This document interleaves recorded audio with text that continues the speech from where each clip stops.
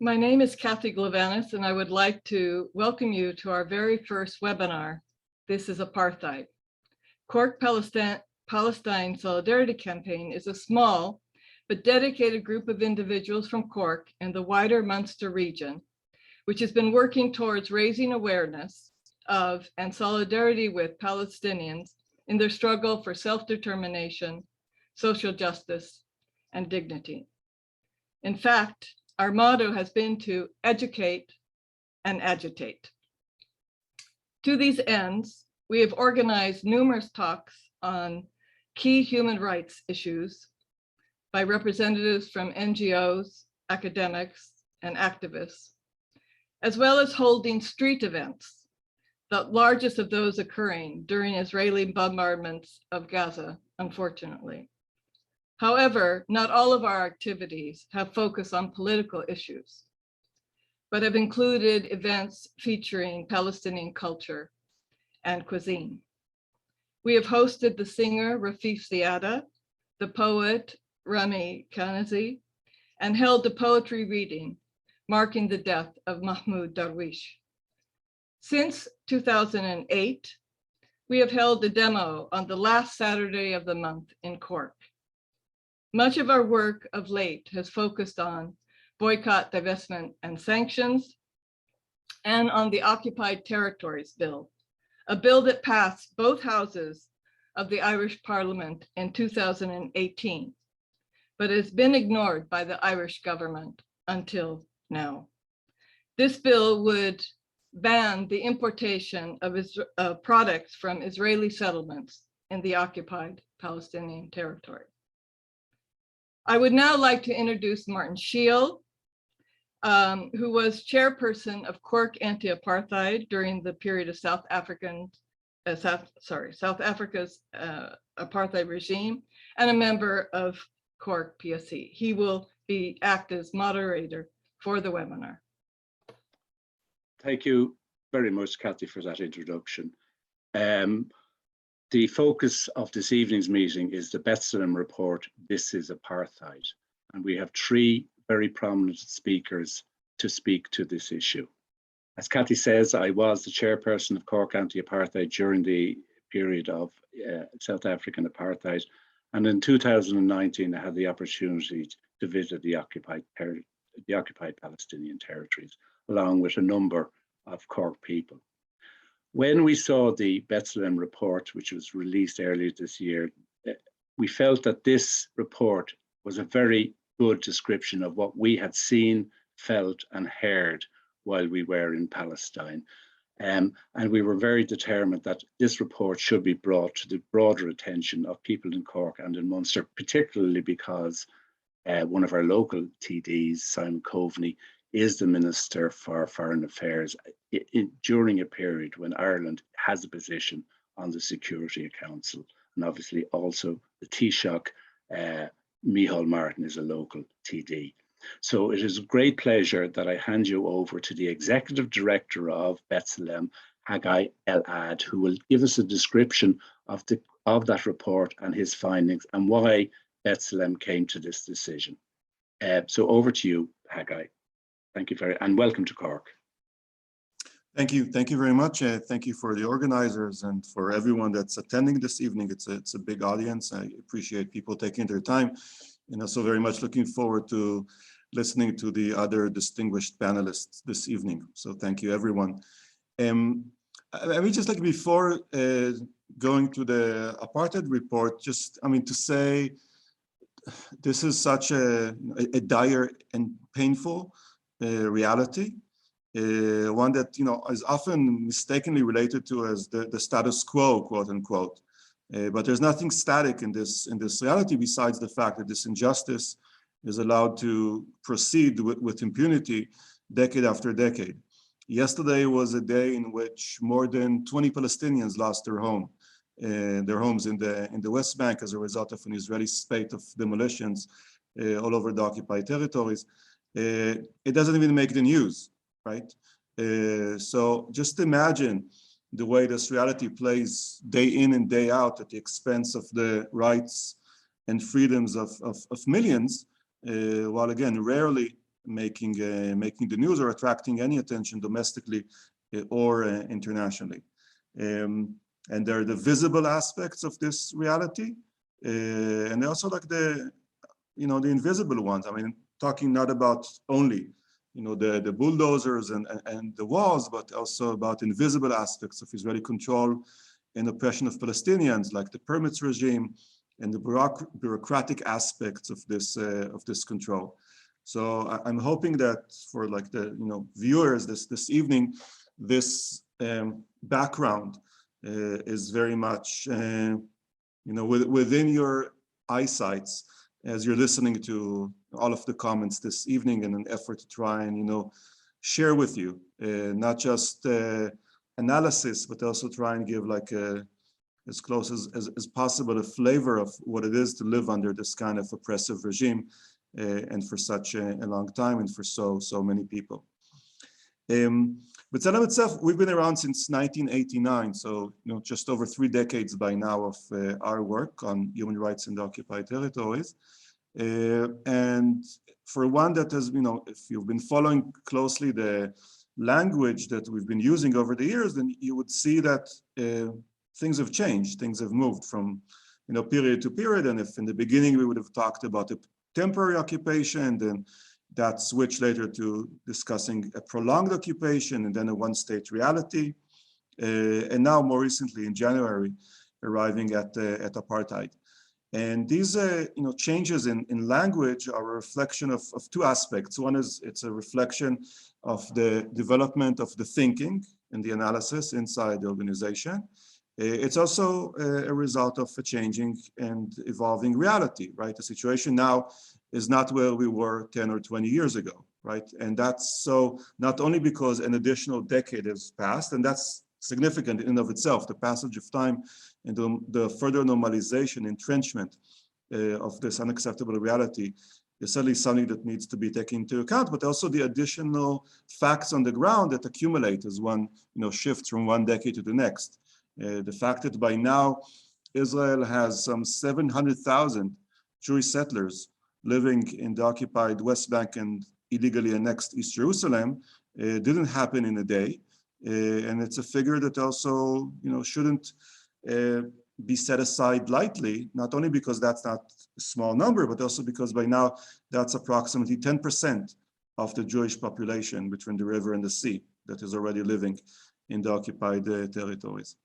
So the situation has evolved, our thinking has evolved, and this is in the face of holding on to some other worldview, which I'll present in a second, which we believe very strongly has long expired and needs to be set aside if we are committed to making a correct analysis that hopefully will also bring about the correct conclusions and the correct actions that need to be taken to negate it. So there is a worldview, right, that looks at the reality between the river and the sea and says there are 2 regimes here. There is a permanent Israeli democracy inside the Green Line, and there is a temporary occupation on the other side of the Green Line. So these are 2 parallel regimes, and if you want to shorthand this model, then this is a description of this reality as one of democracy plus occupation. And this has been like repeated time and time again. I mean, you can ask yourself, like, how many times have you heard that, right? And obviously, often when invoking the occupation, then don't really worry about it because it is temporary, and there will be peace negotiations, or there are peace negotiations, and changes right around the corner. So that's the way things are in that false worldview. But to hold on to that worldview, you need to shut out of your view a growing set of facts. So I already mentioned one of them, which is the fact that 10% of the Jewish population lives in that other side, on that temporary occupied territory, and those people, those citizens, Israeli Jewish citizens that live there, live as if they're living inside Israel proper, right, with all of the protections and privileges that Israeli law provides. They certainly don't feel the two regimes, right? you need to ignore the fact that actually part of the occupied territory has been officially annexed, right? I mean, you've heard a lot about de facto annexation during 2020 with the Trump plan and so on, but already a long time ago, Israel has formally annexed a chunk of the West Bank, right? The expanded version of what Israel calls East Jerusalem has already been annexed formally a long time ago. So it's really difficult to look at this and say, these are separate regimes, really? But there is an overarching principle, and that's really the core of the matter that you need to ignore if you want to hold on to a two-regime analysis, which is everywhere between the river and the sea, on both sides of the Green Line, what you see is a single government that controls everyone and everything within the river and the sea, and that is conducting itself based on a single principle, which is advancing the interests of Jews at the expense of the rights of Palestinians, right? And if you look closely at Israeli policies since 1948 here, and if you look closely at Israeli policies since 1967 as if there, then you will see that it is the same principle that's been applied by the regime throughout these decades. So we have a reality that by now has been in place for much of the time the state of Israel existed, right? So like 1967 is more than half a century ago. And that's, way, majority of the time the state of Israel itself has existed. And yet, although that much time has passed, we need to somehow pretend that this is temporary. Or we can come to terms with reality and call a spade and appreciate what is actually going on. And there you just see that this fits with the textbook definition of apartheid. There's one group of people. I mean, by now we have a reality of demographic parity, right? There are some 14 million people living between the river and the sea.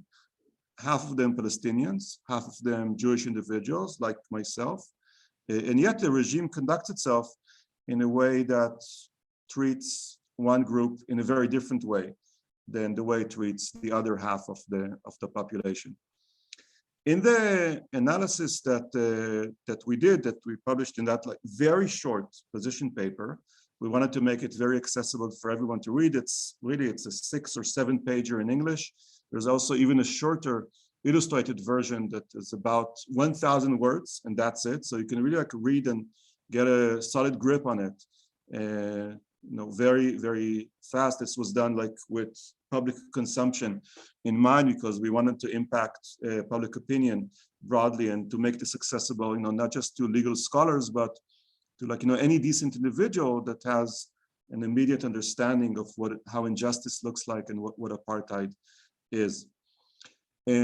So allow me first to make a few points of clarification, because some of the counter arguments typically come by at this point, or maybe you're already familiar with some of them. So one is, and I'm speaking now carefully, especially since we have such a distinguished South African colleague on this evening's webinar, that when one says that a reality in 2021, 2022 is apartheid, it doesn't need to be identical to the situation in apartheid South Africa, right? And of course, people, when one mentions apartheid, they do think about the South African experience and the oppression of Blacks by South African whites. But since then, apartheid has become an independent political and legal and intellectual term, right? And so when we're saying that this is apartheid, we're not saying that things are identical to South Africa. And in fact, no two historical incidents would ever be identical, right? There will always be differences, but things do not need to be identical to count as apartheid. What needs to be in place is that essence of the regime, group supremacy of one part of the population at the expense of the other, and the effort to perpetuate that reality, that what makes a regime into apartheid. The other point I want to clarify is that when we're describing this regime, we're not saying that the level of oppression of all Palestinians is the same, right? There are differences, and we analyze them with great nuance and accuracy in that short position paper. The level of oppression of a Palestinian who is a citizen of the state of Israel, second-class citizen, is not the same as the level of oppression of a Palestinian who is a quote-unquote permanent resident in occupied East Jerusalem, or a Palestinian living elsewhere in the other parts of the West Bank that were not officially annexed, or one of the 2 million Palestinians living in the Gaza Strip in what has become one of the largest open-air prisons on the planet. These are different levels of oppression and subjugation and denial of rights. But, and that is the core principle, and that's what we need to focus on, the fact that there are different levels of oppression doesn't diminish from the principle and doesn't change the core headline, that there isn't a single square inch between the river and the sea in which a Jewish individual and a Palestinian individual are equal. Jews are always first class anywhere they live between the river and the sea. Palestinians are always second class or much less, right? That's the structure that the state provides. One structure for Jews, another structure for Palestinians. So again, that's something that needs to be appreciated. In the position paper, we look at the factual way in which this principle is implemented, right? We look at 4 main pillars of this reality. We look at the re-engineering of space, who controls the land, what happens to land under Israeli control. We look at the re-engineering of demography, what happens to the population.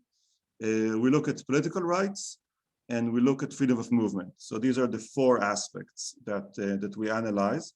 I'll focus only on 2 of these at this presentation. And again, everyone's invited to read the full and rather short, as I keep saying, position paper. So if you look at control over land, then you will see, again, similar processes happening everywhere under Israel's control. Since 1948, Palestinian land has been taken over by the state and then allocated mostly for the development of towns and infrastructure for Jews. And since 1967, you saw exactly a parallel process happening in the occupied territories. Palestinian land moves to the hands of the state and then allocated for the development of communities and infrastructure for Jewish communities, right? I think it's also interesting to notice the level of Israeli insistence that all this process of land that used to be Palestinian becoming state controlled and then allocated to Jews, the state insists that all this is done properly and legally. And sometimes it's even the same mechanisms, just under different dressings that were used in, since 48 inside the Green Line and since 67 on the other side of the Green Line. So for instance, confiscation of land for military purposes, and then using that pretense to steal that land from its Palestinian owners, and then to allocate that for Jewish towns. That's one of the mechanisms used since 48 inside and since 67 outside, same mechanism. And there's a barrage of additional mechanisms that the state has used, announcements of state land and appropriations and nature reserves and military trainings and what have you. But eventually the reality is the same process and a very similar reality that unfolds in front of our eyes. And in a parallel way, with regard to demographics, the state desires to have more Jews and to have less Palestinians. And this is in effect, again, everywhere between the river and the sea. So a Jewish individual can immigrate to Israel and gain residency and citizenship and full rights. And they can move to Tel Aviv, or they can move to a city settlement, right, somewhere in the West Bank, and it will be all the same, with all of the benefits that the state will provide to encourage that process. And it's exactly the opposite reality for Palestinians. Palestinians, it's almost impossible for a Palestinian to gain status, to immigrate to Israel proper or to the occupied territories, right? And again, same reality, sometimes through different mechanisms, but everywhere between the river and the sea. And even if we're talking about Palestinians, that their grandparents were living in Palestine pre-1948, from Israel's perspective, doesn't make any difference, right? People cannot gain residency in the area that Israel controls between the river and the sea. So that's the gist of this reality. And you can see the way that this is unfolding year after year, decade after decade, in such a fashion. Towards concluding this, what I want to say is that the success of this Israeli project stands on 2 feet, right? One foot is doing it, right? Re-engineering space and land and demographics and all of the processes that I've described just now. Oppressing Palestinians and advancing the interests of Jews at their expense. That's one foot. But the other foot is the foot of impunity, is getting away with it, is doing all this and yet continuously somehow still being considered democracy, a Western first world economy with all of the international perks and economical benefits that come with that. When we published in January this position paper, we did it first and foremost just because we came to the conclusion, long after many of our Palestinian colleagues, that this is apartheid. We just wanted to call things as we have come to see them. But we're also hopeful that with the correct analysis, there will be the correct conclusions. We're also hopeful that this will bring about change, that this will end Israeli impunity, that this will impact public opinion and eventually foreign policy, so that finally this unjust situation will be brought to an end, and we will finally begin moving towards a very different future, a future which will be based on justice and equality for everyone between the river and the sea. Thank you very much. Thank you very much. Thank you very much, Hagai. That was a very good outline of what is in the report. Anybody who has registered for this webinar will receive an email afterwards, and included in that will be a link to the position paper that Hagai has been referring to it, and I would urge you to read it. It is very comprehensive, and it is a very short document as well. You will get a lot of information in a short period of time. The next person I'm going to introduce to you, our next speaker, is Ronnie Kasrils, who is a former South African government minister and an anti-apartheid activist. One of the most memorable meetings that we had in Cork while I was chairperson of the anti-apartheid movement was an address by Dennis Goldberg, and that's at a public meeting in Cork in 1986, and he had a great impression on anybody who attended that meeting. Dennis Goldberg was one of the 8 leaders of the ANC who, along with Nelson Mandela, was sentenced to life imprisonment in 1964. 22 years later, he was released from prison, and shortly afterwards, he spoke at a public meeting in Cork City here. He was a great champion, obviously, of the anti-apartheid movement, but also of the Palestinian people. And in 2015, at a conference in Johannesburg, he said very clearly that, in his opinion, he had no doubt whatsoever that Israel was an apartheid state. So with that quote, could I hand you over now to Ronnie Kasrils and ask him to talk about apartheid in South Africa, apartheid in Israel, and what we can learn from both and how they are connected, and possibly some of the differences. Over to you, Ronnie. Thank you very much indeed, Martin, and all those in Cork, and of course the PSC committee in Cork, to all our friends in Ireland, and to those on the panel with me, Hagai and Mazin, everybody else. It's a great honor and pleasure to be with you at this important meeting. And of course, Dennis, who I knew extremely well before his arrest. We were involved in the underground together. I was one of the lucky ones and managed to escape. And I was very close to him in the years after his release. Was, as you've pointed out, a most magnificent human being. as Jewish people would say, a real mensch, and something that's close to the Irish heart for sure. I agree so much with Hagai in his presentation. And of course, as Dennis Goldberg said, Israel represents exactly what we understand as an apartheid state. The Bethlehem report is absolutely welcome. And as Hagai has said, it doesn't mean that they are identical twins.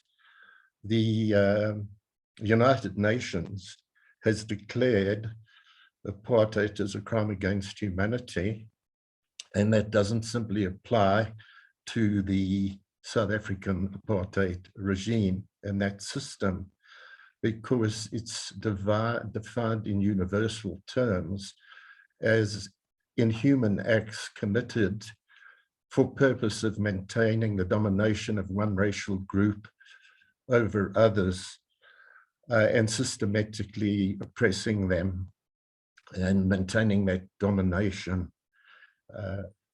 So it applies universally, and that's extremely important, because as a crime against humanity, decent, fair-minded people of the world and governments should in fact stand against that form of racial discrimination, systematic form, legalized form, wherever it existed. And that's how it's applied in terms of the way we view Israel as a racist apartheid colonial state. And that's very, very important indeed in terms of understanding why people around the world, especially those with experience of colonization, raise their voices and their solidarity in practice in relation to what is happening to the people of Palestine. And that's how we in South Africa associate the crimes of Israeli Zionist apartheid. We in South Africa, along with colonized people elsewhere in the world, and we know that Ireland was the first colonial conquest and possession of the English crown, which developed its brutal system of colonization along with other colonial powers throughout the world.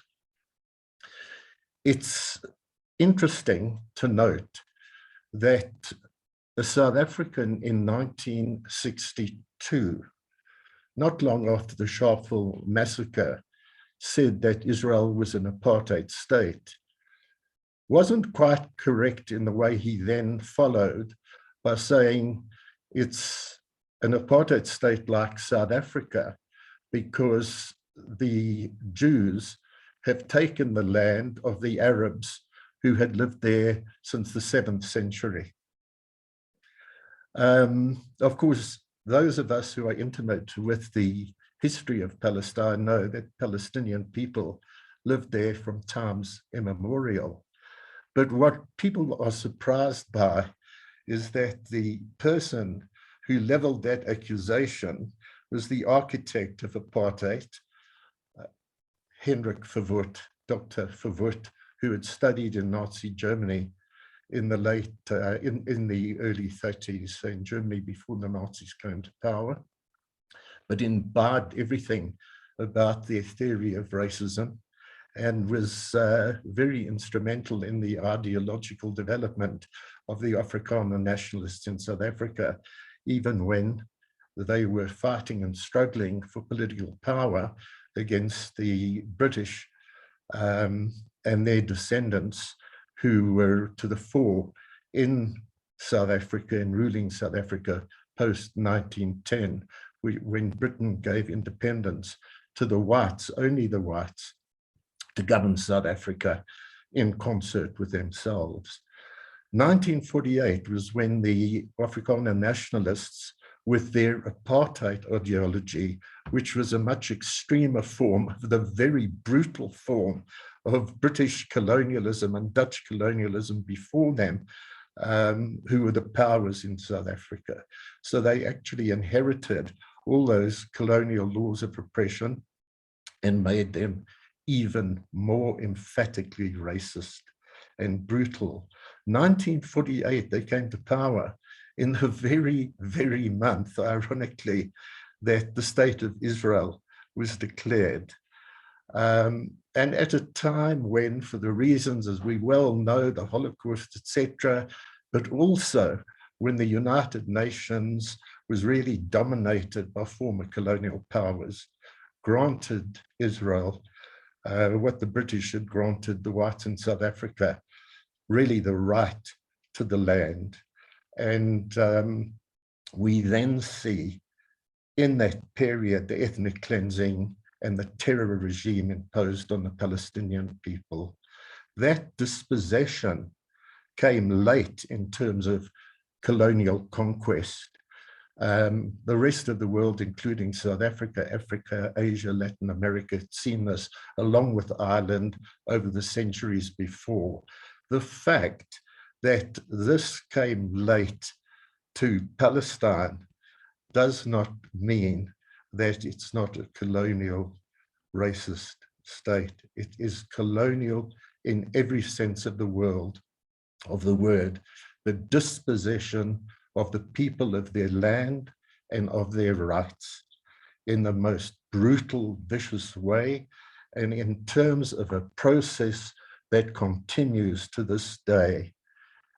So South Africans had come along with Dennis Goldberg to see for themselves, and I'm talking about the freedom fighters like him, I'm talking about even fair-minded South Africans, and not everyone from South Africa happens to be fair-minded in terms of race and class questions, for sure.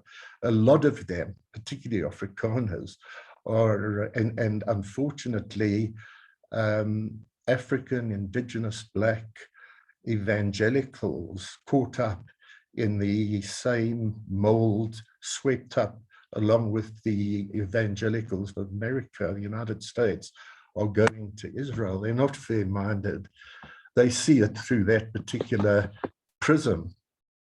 But any fair-minded South African, and particularly the most outspoken, from Desmond Tutu to a whole host, including Dennis Goldberg, Tutu in 1989 stated that what he saw in Palestine, he was really talking about the occupied territories, was akin to the dispossession of people in South Africa and the measures used against them. He was actually on the mild side of things, because those of us who visited in later years, not that much later, we actually declared and saw for ourselves that it was far more brutal, far more vicious. I remember in 2004, I was a minister at that time of intelligence, and that's security in other countries. But I visited President Arafat in his beleaguered fortress that had been bombed to smithereens around him in Ramallah. I was leading a delegation, and he said to us, look around and you can see we are in a Bantustan state. And I said to him, Mr. President, you're not in the kind of Bantustan state of South Africa. And he and his people looked at me with bulging eyes. What's this guy talking about? And I said, you know, President Arafat, in South Africa, there are several Bantustans, and 4 in fact. And the South African government has never bombed them as they bombed your Ramallah. They've never attacked the people with tanks and planes. They haven't bombed them to smithereens anywhere. In fact, the South African government, in projecting the Bantustans as a way in which apartheid provides special, separate development to the Black people allows them palatial government buildings and even airports so that they can fly from their Bantustans across the world, and where they allow them to set up their offices and their legations in countries that will take them. And that puts pay to that. There's no walls. There hadn't been walls around those Bantustan states. Very often, there were no police at the borders crossing into those Bantustan states. So it's far worse what we see. But of course, what we came to understand is that it's not only in the occupied territories from Gaza to the West Bank, the opened air concentration camp that Hagai and everybody else refers to Gaza, and we know about the absolute brutality meted out there to women, to children, the elderly, and so on. But within Israel itself, which explains why there's such a small number and very important heroic Jews like Hagai, as we had in South Africa, like Dennis Goldberg, who stand up and condemn apartheid and expose it, a very important aspect as I lead into the issue of what lessons can be learned from the resistance, Martin, which you asked me to deal with as well, apart from the similarities.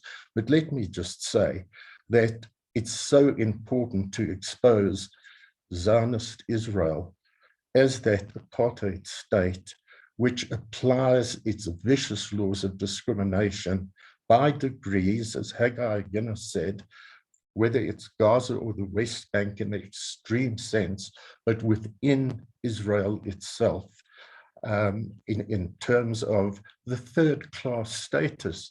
And we'll hear this from our next speaker, Mazin, who's so important internationally in the work that he does. I want to just end this part of what I'm aiming to say, in that with apartheid, the particular laws and legislation were built on what the British had set in place.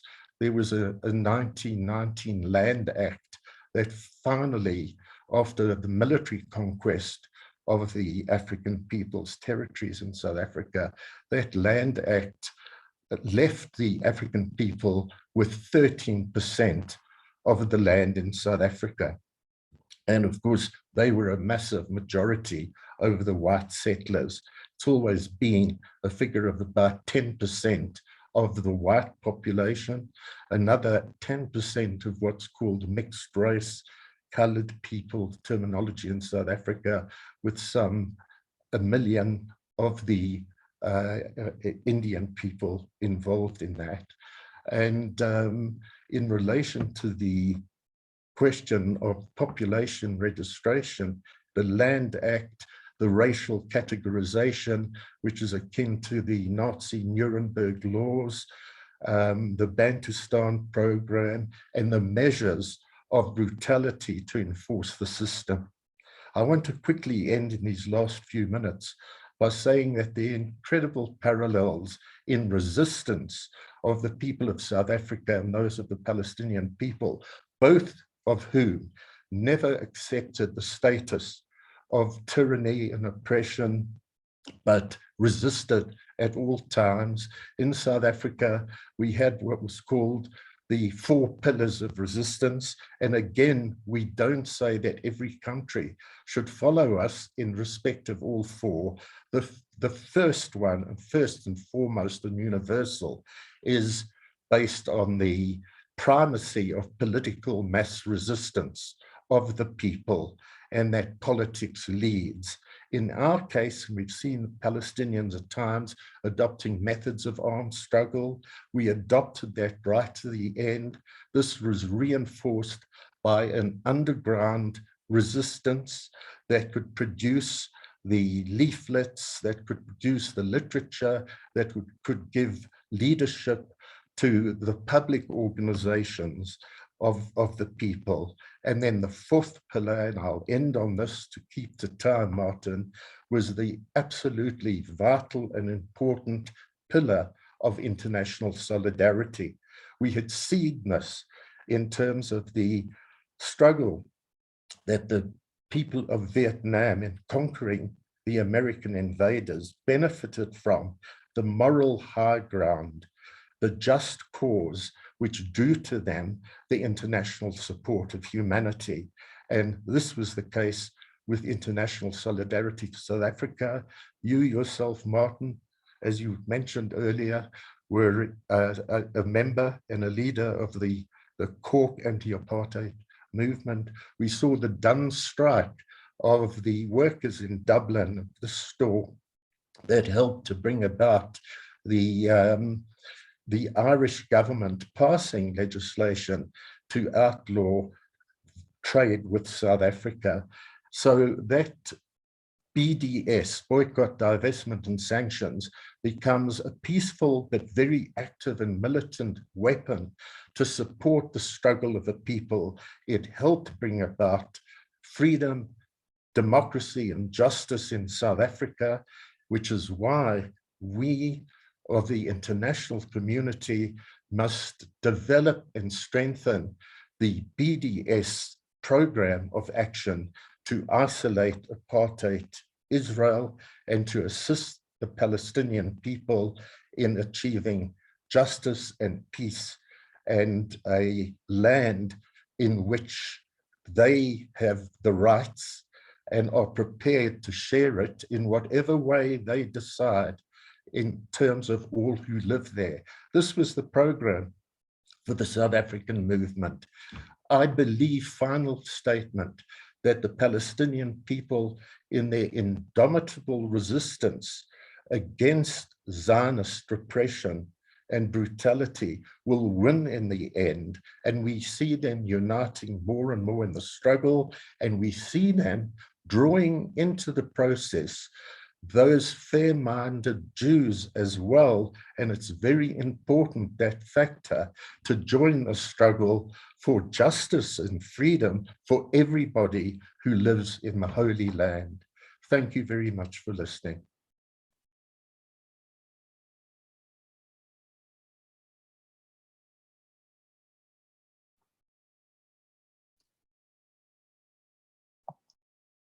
Thank you very much. Thank you very much, Ronnie, for that, for those very powerful words at the end in particular.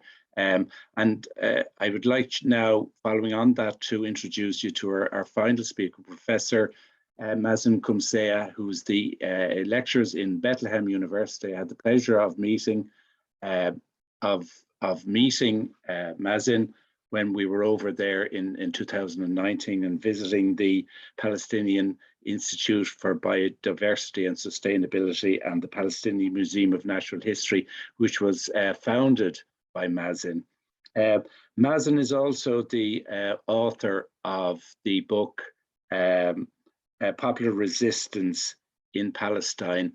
And I want to talk to him about what it is like to be a Palestinian living under this apartheid regime that has been described so clearly to us tonight by our two previous speakers, but also to ask him about what is the subtitle of that Popular Resistance book. It's a history of hope and empowerment.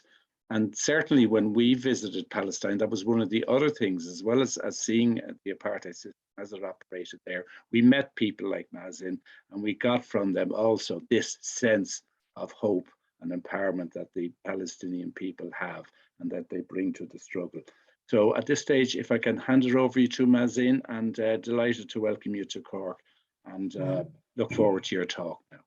Thank you very much. I hope everybody can hear me and see the PowerPoint that I'm going to show fairly quickly. And I'm grateful for you organizing this, and especially my fellow panelists. Highly respect the work of Ronnie and Hagai and Bethlehem, of course. And and they also spoke about some areas that I'll try to cut out of my speech, so that, because it's already covered. Palestine, of course, is important. for its geography, its geology, and its history, and its connections to the monotheistic religions. Geographically, of course, it's at the intersection of continents. Even humans migrated out of Africa to the rest of the world through Palestine. And birds still migrate from Eurasia to Africa through Palestine annually. Also, historically, Palestine was important as a fertile crescent where humans first developed agriculture, domesticating things like wheat, barley, lentils, chickpeas, hummus, if you want, and things like that. And this gave us a leg up, if you want, on the development of civilizations in the Fertile Crescent, as you know, the earliest civilizations. And those people who lived here in that Fertile Crescent, once they developed agriculture, they had time on their hands, so they invented things like the alphabet that you use today, the Latin alphabets, the ABC, and the Arabic and the Hebrew alphabet all come from the Aramaic alphabet, Proto-Aramaic, that was the language of my ancestors. And actually Palestinian Arabic, common, not the formal language of Arabic, but the Palestinian Arabic is full of Aramaic words, and I actually understand most of the Aramaic when it's spoken. And there are also some people who still speak the Aramaic in its original way that Jesus spoke, etc. Those ancestors of ours, the Canaanitic ancestors, it's also, as a biologist, I can tell you, genetically, our DNA is the same as the DNA of our ancestors, the Canaanites, who developed these agricultures and were depicted, as you see there, in hieroglyphics and in Mesopotamian reliefs as people who always had the resources, the land of milk and honey, even in the Bible. So Palestine has always been very rich culturally, historically, and it's still in the parts that we are still allowed to live in, as mentioned by Ronnie and Hagai, we're excluded from most of our land and most of our natural resources. But in the parts that where we still have land and where we still have agriculture, we still practice agriculture and culture in the same way as we did thousands of years ago. Of course, the Zionist project resulted in ethnic cleansing of most Palestinians from the areas that became the State of Israel in 1948. And these villages and towns were depopulated in the largest ethnic cleansing since World War II, actually, post-World War II.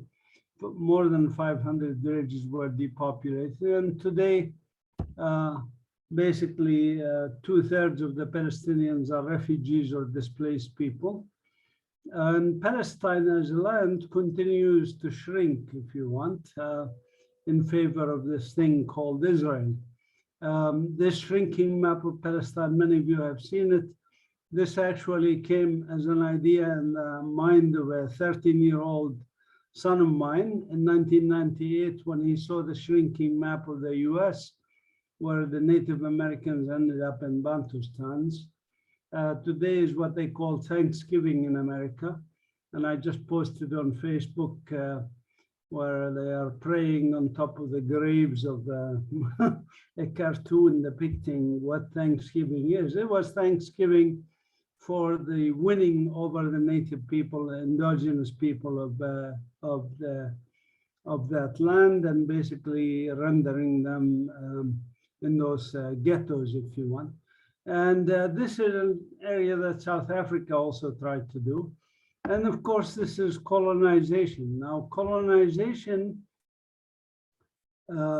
typical colonization, as Ronnie mentioned, there are variances between different places, but it's a common phenomenon in humanity, and it has one of three possible outcomes.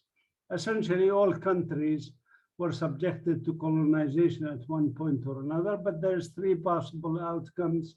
Scenario number one is the Algerian model, where 1 million French had to pack their bags and go to France. Some of them 7 generations in Algeria. Many of them have never seen France in their lives. and they had to go. That's scenario one. Scenario two is genocide, as happened in the United States and Australia. And scenario three, which is the most common scenario, is for coexistence for the descendants of the colonized, of the colonizers to live with the descendants of the native indigenous people in one country. That third scenario is the most common scenario found in over 150 countries on earth. The first two scenarios are fairly rare. So what's going to happen here in the future is very clear, which is one country for all its citizens. Now, the colonization has an impact on the environment, and I do want to explain this a bit about the impact of colonization. Of course, colonization and apartheid have impact on all spheres of life, as mentioned by the first two speakers. I, as a Palestinian, cannot even go to Jerusalem, a mere 5 kilometers away. My wife, who is with me, a Chinese American, cannot get to live here as a citizen because they don't want Palestinians here. They tell me, go live with her in China or in the US if you want, but she cannot get family reunification. And she's been applying repeatedly. We're trying to get family reunification, so to speak. For 13 years, we've been trying. So anyway, these are, and I put in the chat room if you want, Adala, basically a civil rights organization here, has put a database of laws that discriminate against Palestinians. These are becoming more and more well known. What is not well known is issues of environmental justice and settler colonialism, so I'll speak very briefly about that. Of course, you know, you guys are familiar that in Scotland they had in Glasgow this conference of climate change, but climate change is not being impacted by these conferences, as you see in the graph above. And basically the situation on Earth continues to deteriorate, and we face a really mortal danger as a species, as you know, with these things. But of course, colonialism adds on top of that the dangers that it does. For example, when Israel ethnically cleansed Palestinians, they destroyed all the trees that the Palestinians planted, and also native trees like oak and carobs and other things. And instead of all these dozens of species of trees that Palestinians had, Israel, when it was founded, started planting European pine trees, which are susceptible to burning. And as you see in this area in West Jerusalem, just this year, the fires destroyed those pine trees. And what appeared after that was the terraces that our ancestors have built and our immediate ancestors have maintained. Israel has also diverted the Jordan Valley water, and this resulted in desertification and also shrinking of the Dead Sea. The Zionist project also basically drained the wetlands of the Hula area, resulting in the loss of 119 species there. Zionist project also takes on the natural resources, including gas fields off of Gaza. And this is the main reason why Gaza is under siege. It is not because of Hamas or anything else. It's because of these gas fields that Israel covets that are off the coast of Gaza. Israel takes on the water, of course, and as you know, there's a big environmental justice issues. They steal our water basically and allow us to retain very little of it. Actually, less than what the World Health Organization recommends for healthy living, whereas Israeli colonial settlers coming from anywhere in the world can live here and take our water and use many folds more than we are allowed to use. Destruction is also happening at the local scale in very large amounts. And you can see, for example, this hill called Jabal Abu Ghnaim near Bethlehem here, just across the valley. They took land even from my own relatives to build this colony called Har Homa. Jabal Abu Ghneim used to look like what's shown at the top in 1997. My students study these impacts. For example, I have students who study the impact of the Israeli industrial settlements that dump their toxic waste on Palestinian populations here, or do this kind of agricultural destruction, etc. Now, I don't want to depress you very much. My background is medical genetics, and we say this is making diagnosis and describing the situation and the health of the patient is good and important, but it's certainly not sufficient. After that, you need to offer the patient two more things. One is therapy, and the second is prognosis. In terms of therapy, of course, resistance. And I was asked to say a few words about my book on popular resistance. And Palestinians have been resisting since the beginning of the Zionist project. We have had waves of uprisings, about 14 or 15 uprisings, or what we call intifada in Arabic. And these uprisings have been important and have achieved a lot of successes. I don't have time to talk about them, but if you want, you can read my book, and I'm happy to share it with you and share my writings. I'm not a believer in copyrights and things like that. So anyways, or you can buy the book if you want, I don't care. But the point is, on popular resistance, when I say popular resistance, like any anti-colonial struggle, whether it's in South Africa or Algeria under French, or the natives in North America, or the Aborigines in Australia, or anywhere else in the world, Latin America, what do? They do resistance, because that's natural, of course, because it's an existential struggle for them. And this resistance takes many forms. It's usually a bell-shaped curve of resistance. Most of it is nonviolent resistance. Small part of it is armed resistance. And some parts of the armed resistance are even acts that could be described as terrorism. Even in South Africa, for example, necklacing, where they put tires around people, burn them alive, etc. Violence against civilians, that happens. But that's a small, tiny part of the bell-shaped curve of resistance.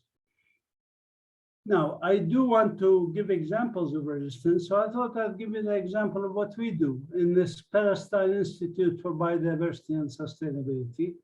This is an institute that my wife and I and a few other volunteers founded in 2014 here, and we continue to volunteer here. We founded it with our own money. I donated to Bethlehem University to start this, and it concerns research, education, conservation, leading to basically maintenance of communities around us, according to the UN Sustainable Development Goals. And we do research. This is the site. This is some pictures of what we do. We have Museum of Natural History now. We have Museum of Cultural Heritage. These are tools of agriculture and so forth that our ancestors have used, and we still use in most of our villages. And we teach our children via action. We work with farmers. We increase the production of many farmers, over 100 farmers now, who've increased their production by 40% through reclaiming our agricultural heritage. This is some of our team members working with farmers. We have a community garden here where we grow vegetables and fish and aquaponics, things like that. We work with women to empower them by selling their products and things like that. We have summer camps for children, and we try to give children hope because we need to live our lives like normal, or try to be as normal as possible. And these summer camps and educational activities include things like recycling, fun activities, watching films, playing in our playground, exploration, etc.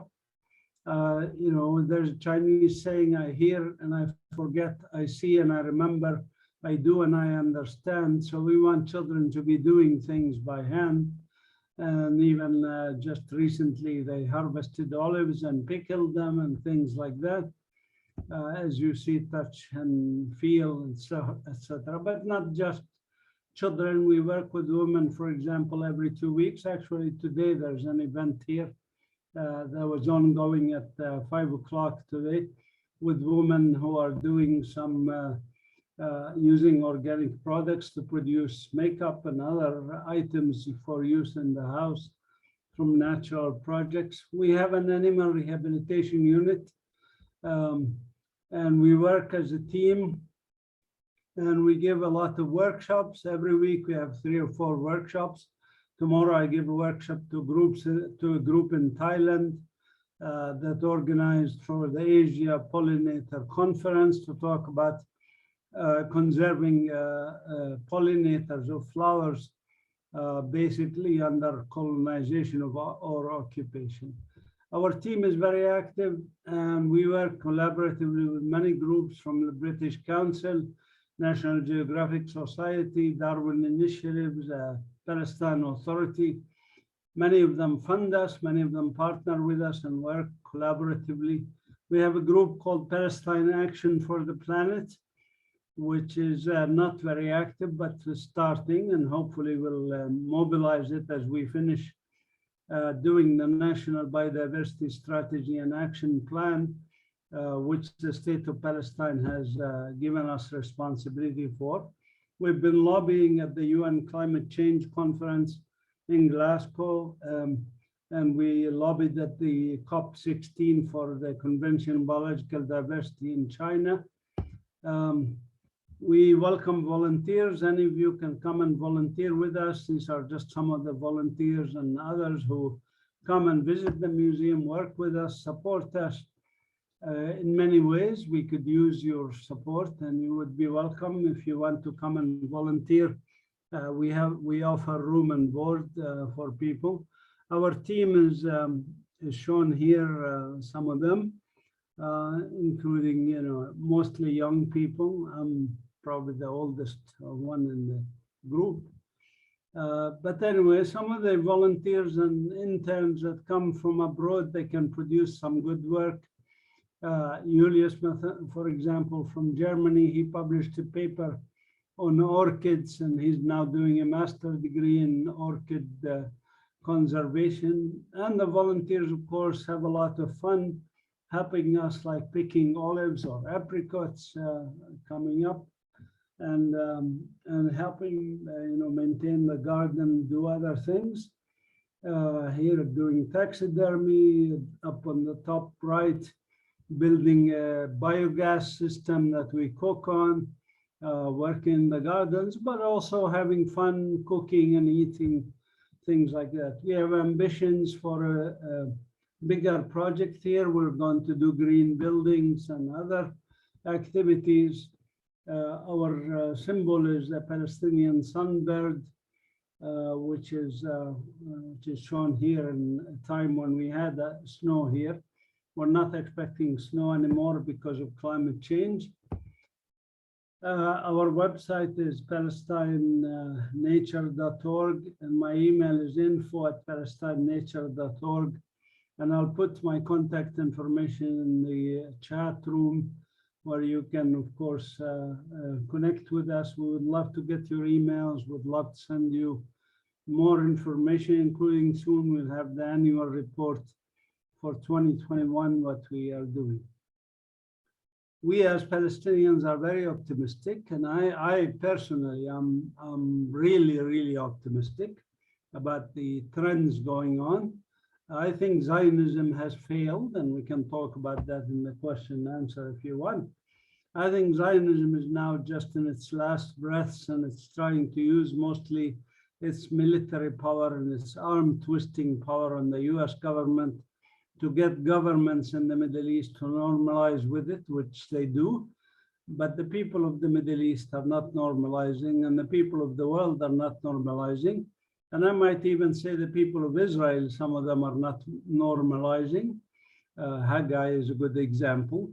we don't normalize colonization, we resist colonization, and that's joint struggle.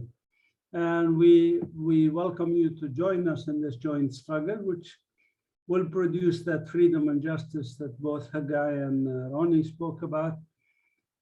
Freedom and justice that will be good for everybody here, whether it's Palestinian Christians like my family, or Palestinian Muslims, or Palestinian Jews. And I'm talking about, yes, Jews are welcome to live in Palestine, and they would be. The geographic area is Palestine, and it will be Palestine. We have always been multi-ethnic, multicultural, multi-religious. And just like in diversity in nature, diversity in humans is a strength, not a weakness.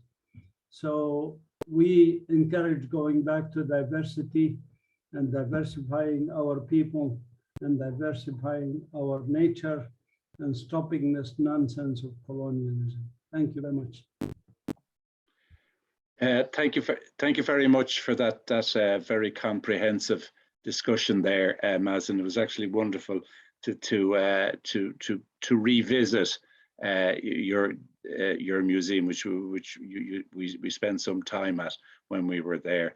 Absolutely delighted to see that. And again, I think it's very important when we have been talking about Israeli apartheid and the oppression that it does take place of the Palestinian people, that we also speak of the hope of the Palestinian people and the people of Israel, Palestine, that we all met when we were over there. Just to now, for the next 20 minutes or so, we have some questions. A number of questions have come in, some very general ones, but some particular ones. So could I just put to you, Hagai, one of the questions directed to you is, where do you see public opinion in Israel? I suppose this particularly means Israeli citizens, the public opinion in Israel on this issue. Is it hardening in terms of the situation in relation to Palestine, or how broad do your views represent, I think? Yeah, thanks for the question. Broadly speaking, I think it's also well reflected in the new coalition government, right? People sometimes have a historic perspective, as if all this was about Trump and Netanyahu, but the moment these two figures are gone, then everything is going to be essentially different. Obviously, that's a false narrative. The occupation didn't begin with Netanyahu. The US underwriting of this injustice did not begin with Trump. This goes back way back. And in fact, Israeli governments left, right, and center over the years have advanced this, these policies and this entrenched reality. So with that in mind, don't be confused. There is a solid right-wing majority in parliament and the only reason that there's now this kind of different coalition, not that it has different policies, but the only reason that it's even there is because of issues around Netanyahu's personal corruption. But that shouldn't camouflage the underlying majority, robust majority, in support of this kind of, in support of apartheid, right? And there's a very broad spectrum amongst Jewish citizens that cover the range between steady as you go, so which means continuing with this process, but gradually, slowly, one step at a time, not too bluntly, flying under the level of international outrage, providing the needed lip service to negotiations when needed, delaying when required, and so on. While there are others that think that this needs to be done in a quicker fashion, right? But that's a very we are absolutely not inside that range. These are Jewish individuals, Jewish political parties, the political class that's in control, arguing with itself exactly how it wants to go about the continued oppression of Palestinians, right? We reject all of that. And it's difficult to see how that is going to change, how domestic public opinion is going to change without international action. International action is the essential non-violent way to give people here a reason to reconsider their political choices.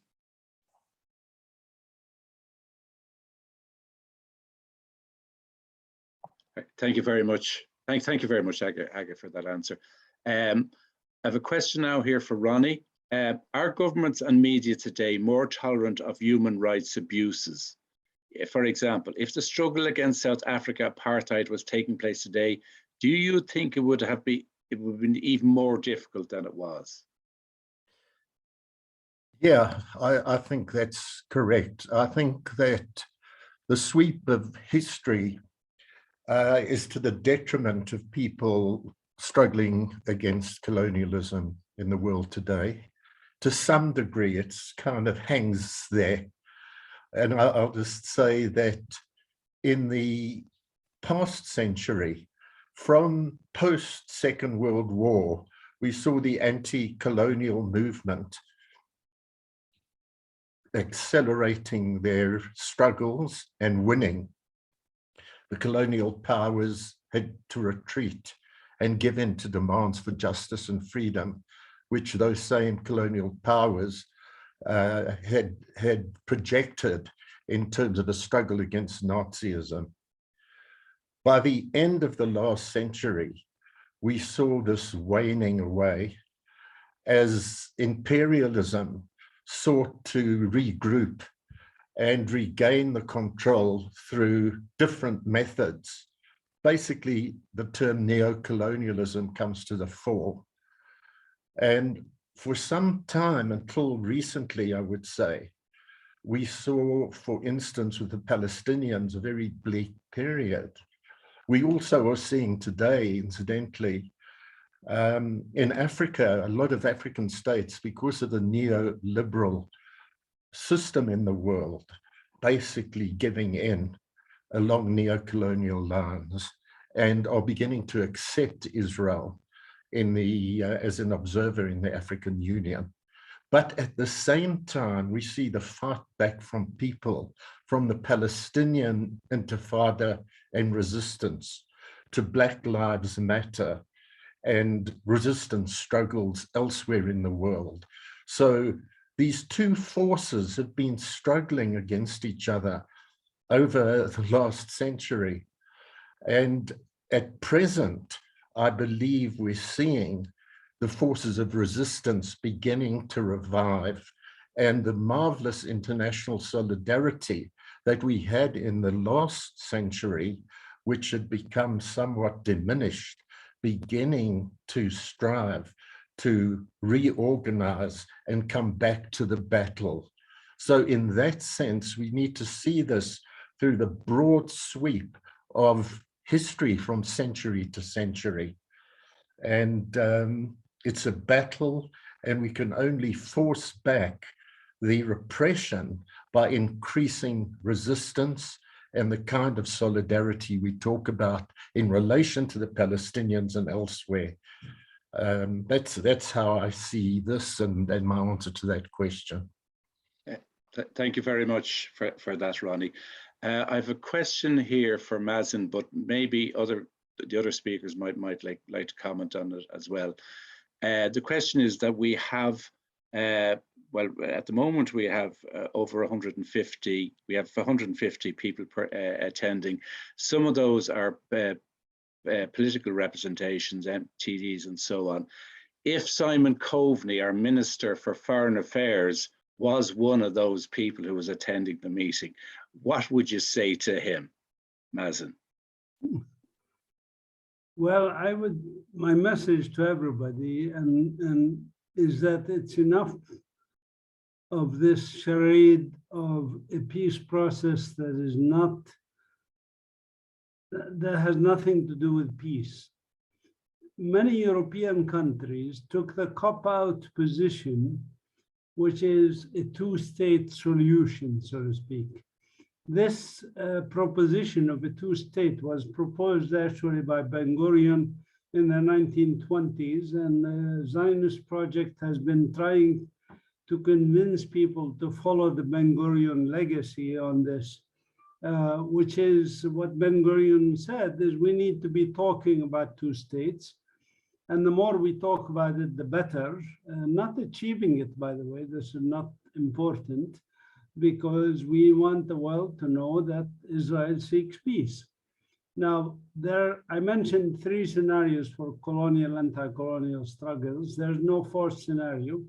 There has never been a 2-state, quote unquote, solution to a colonial problem. So we have to get this out of our collective heads that they infected us with this. And I wrote a chapter on mental colonization, which is more dangerous than physical colonization. I'm happy to also share it with anybody who wants to read about this subject. But there are Palestinians who bought this colonial construct of an endless peace process that talks about a 2-state solution in somewhere in the future, in the distant future. Meanwhile, Israel continues to do what it's doing, which is endless daily colonization, as Hagai mentioned, even in the past week. You know, so many homes have been demolished and people ethnically cleansed. This is happening as we speak. And as the world thinks that there's somehow this fictional, delusional 2-state solution is out there. Anyways, this needs to be revisited. And what we need to emphasize to anybody, any politician, any Israeli, I tell them the same thing. For me as a Palestinian, I don't care about, you know, what color flag you have. If you respect human rights, this is the only thing I want. Just respect human rights. I put in the chat room the Adala link for the database of 65 discriminatory laws against non-Jews within the Green Line, by the way. This is not about Palestinians in the West Bank and Gaza. In the West Bank and Gaza here, I'm subject not to 65 laws, I'm subject to hundreds of laws. They're called military orders, and they are like laws which prevent me from going to Jerusalem, prevent me from, Area C even collecting rainwater, building a house, movement, freedom of religion. All of these things are infringed upon here in the West Bank and in Gaza under Israeli military control. And so what do we want? We want human rights. And if everybody, all the audience here, 150 people, when asked, forget this issue of 2 states and we want a Palestinian state. No, I don't want the Palestinian state. I want human rights. End of story. And if you push for that, the message is clear, the discrimination becomes crystal clear, and our action is needed to change this, as Hagai and Ronnie also explained, becomes very clear, which is justice, human rights, international law. It's very simple. It's not magical. It's not a big, complicated problem that they keep trying to make us think it is. Thank you very much for that answer there, Mazin. A question, maybe a related question for Hagai. Hagai, does it not seem as if governments, for instance, those in the EU, have quite simply ignored the Bethlehem position paper? Yeah, we never thought back in January that this is going to be somehow sufficient, right? I mean, it would be nice if it was, but obviously that's not the way the world works. But we thought this was essential. And obviously, in April, there was the major Human Rights Watch report on apartheid, right? So we're now in a situation which is very different from where we were not a very long time ago. There's a growing, robust consensus of Palestinian, Israeli, and international human rights organizations that all of them are saying that the situation is indeed apartheid and needs to be dealt as such. Diplomats and foreign policy usually take a slower pace, but for all of us, demanding that the situation be recognized for what it is, our understanding is that changing the terms of reference, changing the understanding of what's happening here is only a first step on a path to justice and on a path to a different kind of international response to what's happening here.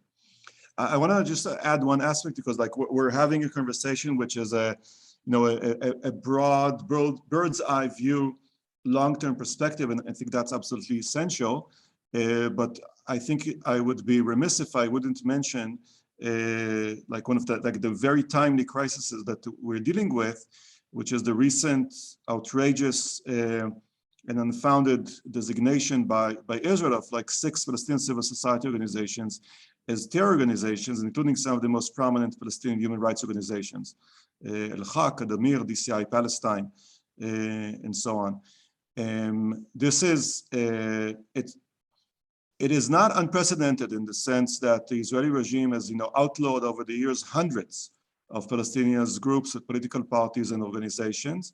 It is unprecedented that such a direct assault on the heart of Palestinian civil society took place. They were designated initially by Israel's 2016 anti-terror law, and following that, there was also a military decree issued against them as unlawful associations in the occupied West Bank. So this is a severe crisis that needs to be dealt with in the most direct terms. And if Ireland and Europe are indeed to stand up for Palestinian civil society, to fight against shrinking space, to enable Palestinians to continue fighting for their own rights through their own independent civil society, human rights organizations. Al-Haq has been around since 1979, right? More than 40 years of accomplished legacy of courageous human rights work. The time to respond to this is now. Thank you very much for that, Hagai. And that a number of questions have also come up there on the banning of the 6 human rights organizations, and you've answered them there. And I particularly like to mention that when we were in Palestine, one of the organizations that we did have the privilege to meet was Al-Haq. And in their offices there, I was glad to see that they were very proudly flying the Irish flag, and they did recognize that in Ireland there is ongoing support for their struggle. And hopefully, as a result of the webinar this evening, that we can increase that support. And maybe as the intent of the Bethlehem report is maybe to have it focused more with a clear understanding, we will have a clear understanding of what we need to do about it. The next question, I think, is from Billy Fitzpatrick, and I think it's for Ronnie. It's a quote. It relates maybe back to the last question about the EU. It says, Oliver Tambo said the EEC, as it was known at the time, is the lifeblood of apartheid.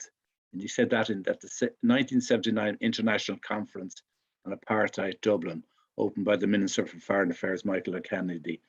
Is there any difference with apartheid Israel today? In other words, is the EEC, the EU now, the lifeblood of apartheid Israel, as Oliver Tambo said it was the lifeblood of apartheid?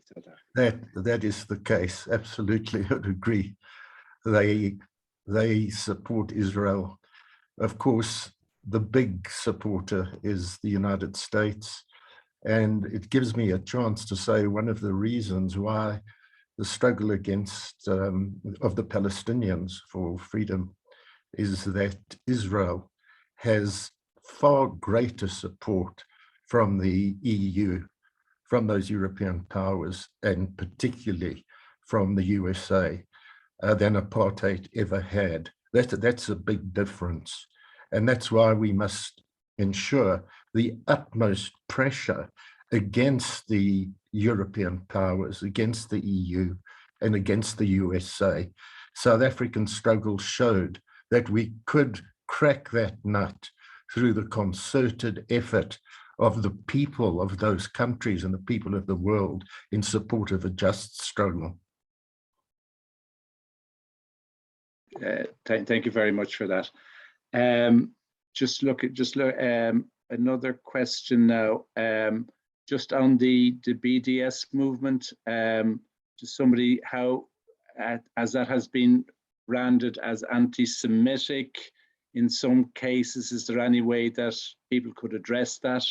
It's just a question that has come up from another number of people. I suppose maybe the general point that frequently that is an accusation against people who are active on support of the Palestinian people, that this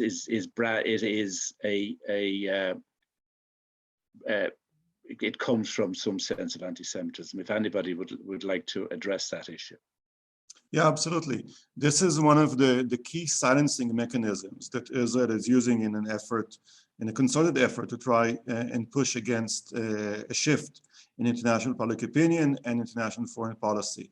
And equating these kind of positions, equating them with anti-Semitism is, absolutely unfounded. And at the same time, it also damages the genuine fight against real anti-Semitism. Anti-Semitism is a real problem. It needs to be rejected and defeated like any form of racism anywhere.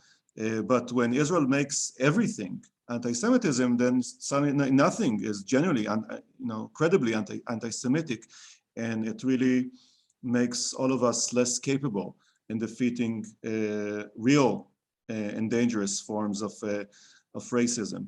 And also to say that this is across the board. I mean, the Israeli effort to delegitimize and to silence essential criticism of these Israeli policies, for Palestinians, it would be typically accusations of supporting violence and terrorism, as just happened recently with these 6 NGOs. But again, that's not the first time. Like it's a long-standing Israeli policy to basically anything the Palestinian does to object their oppression is equated with terrorism, right? Going to the Security Council is diplomatic terrorism. Calling for economic sanctions is economic terrorism. Demonstrating is popular terrorism. Trying to petition to the International Criminal Court is legal terrorism, and so on. Palestinians are supposed to wake up in the morning and say, thank you, Israel, for oppressing me, and anything else they might do, Israel will brand as terrorism. And of course, the rejection of domestic opposition by Jewish citizens to this injustice would often be branded as treason, right? So anyone that says anything, pick your label. You're a terrorist or a traitor or an anti-Semite. And this is strategic. The reason that Israel does it is because it understands very well that if international public opinion does change, then the gap between the rejection of this reality and the inaction will be closed. And there will be assertive international action as is needed. And then we're in a different situation. Thank you very much.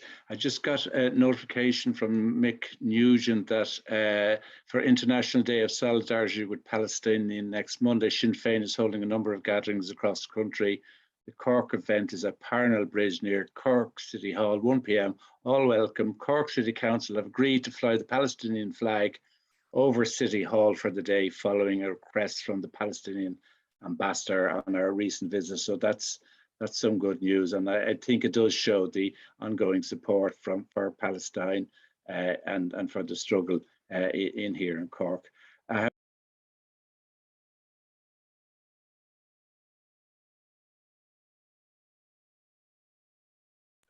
Oh, sorry, I've unmuted now. Apologies. I have a question from. Hold a second. One second now. Just get her up here now. Okay, so it's from the Palestinian Solidarity campaign in Brixton, London. We've been lobbying our Labour MP successfully on children in military detention, housing demolition for years. Our local Labour MP, but she flatly refused to accept Israel as an apartheid state, basically because it drives Israel away from negotiating on the two-state solution. What would Bethlehem as an Israeli human rights organization say on that? Yeah, I mean, already as Mazin has said, the lip service to negotiations and two-state solution has been one of the effective Israeli mechanisms in dodging international action, right? And our position, I mean, B'Tselem is not a political party. We don't have a position with regard to what's the correct number of states that need to exist in the river and the sea. We have a principled position that demands that everyone will enjoy full rights and equality, including self-determination, and that would be realized in whatever political arrangement that the 14 million people that live here decide that they want to go for. That can be, there's several political outcomes to accomplish that, but perpetual oppression and apartheid obviously is not one of them. And our recommendation, demand, globally would be for people to put the realization of rights front and center, right? And not to be dragged back into, now there's some higher level of, sweet talking by the new government in Jerusalem, even though the prime minister himself is openly rejecting, 2 states, but it really doesn't matter, right? Whether the lip service is offered or where there's more clarity about the genuine intentions, the situation and where it's headed is very clear.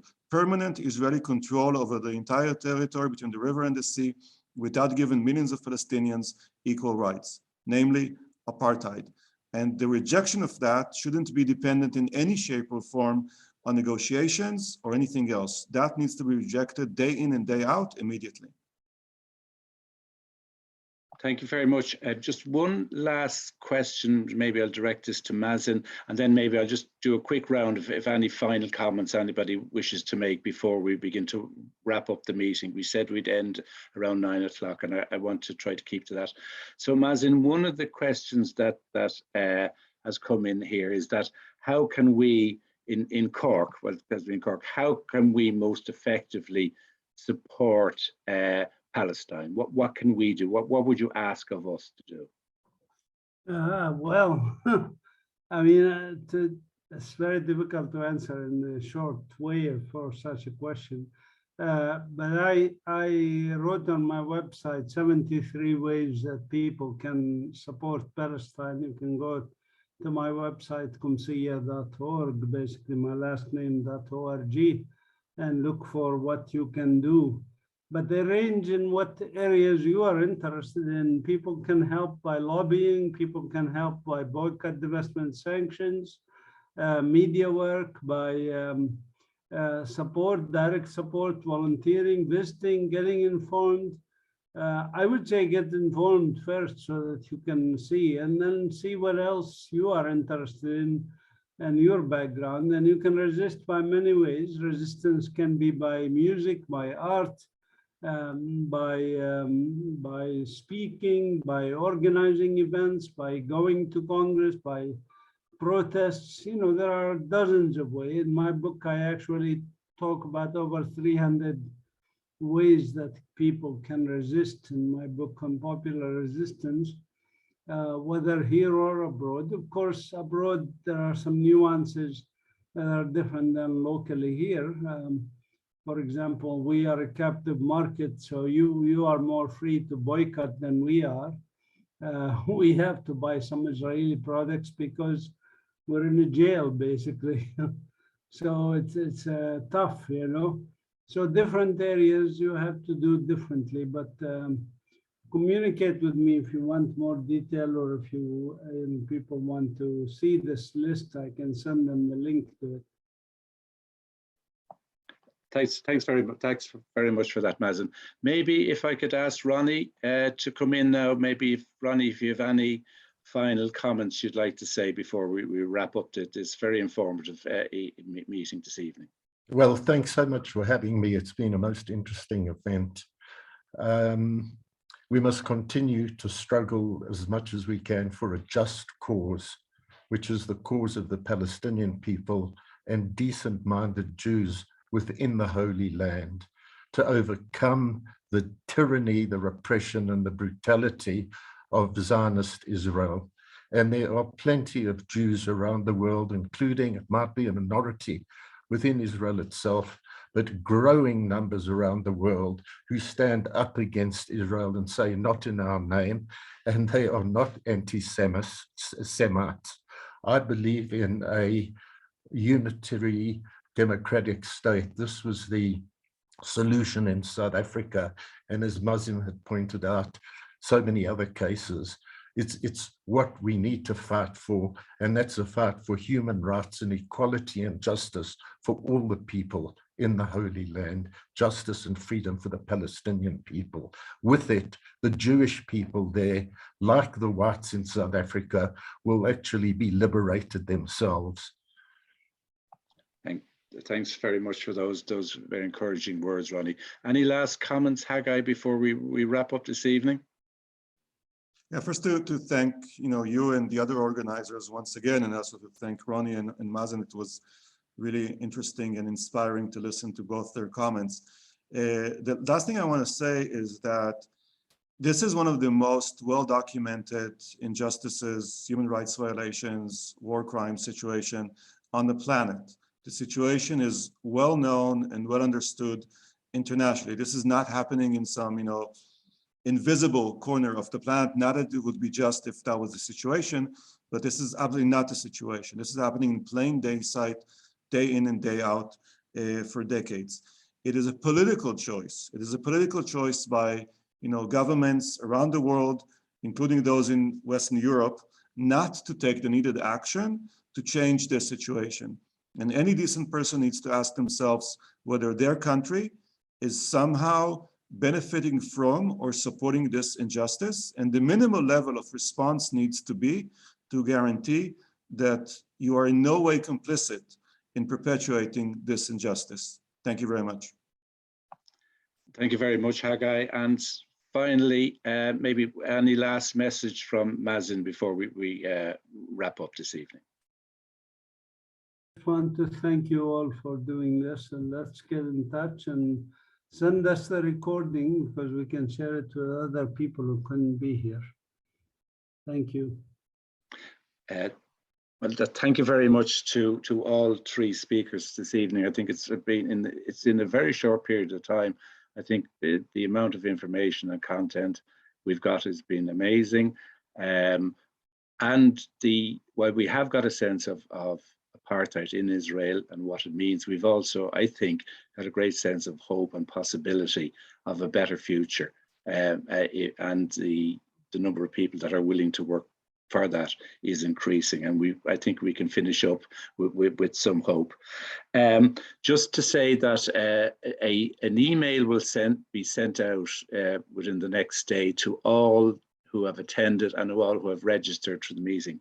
On that, you will get the contact links for Palestine Solidarity Campaign.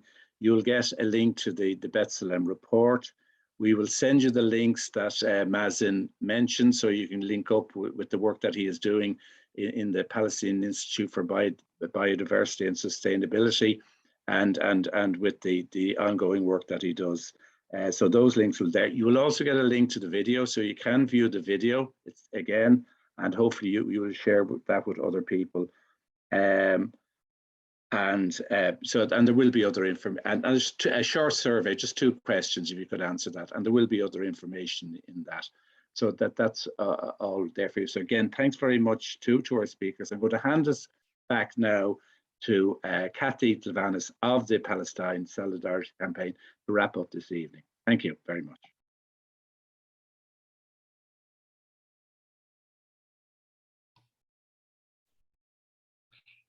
I'd just like to thank you very much for attending our webinar.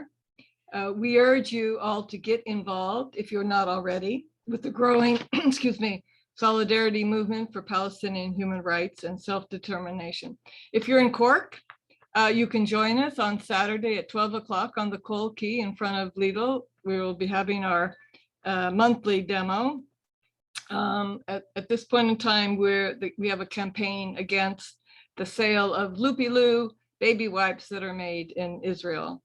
You can follow us on our Facebook page, and if you want to have your name added to our distribution list, just email palestinecork@gmail.com. So thank you very much, and good evening, and hope to see you in the future.